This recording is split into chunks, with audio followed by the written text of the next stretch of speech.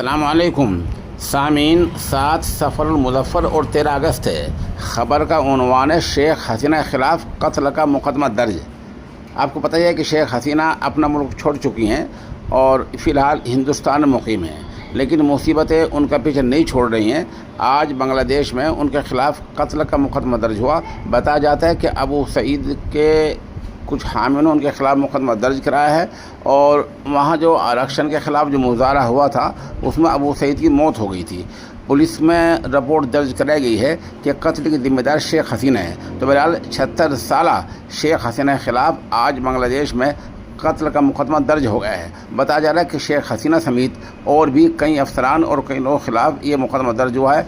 कत्ल में कई नामजद मुलजिम हैं। अब देखना यह है कि शेख हसीना को बांग्लादेश किस कानून के तहत अपने यहाँ बुलाता है और अब क्या का और आगे होता है, ऊँट किस करोट बैठता है। आप हमारे साथ बने रहें। ख़बर जैसे जैसे अपडेट होगी हम इंशाअल्लाह आपको उससे मुत्तला करते रहेंगे।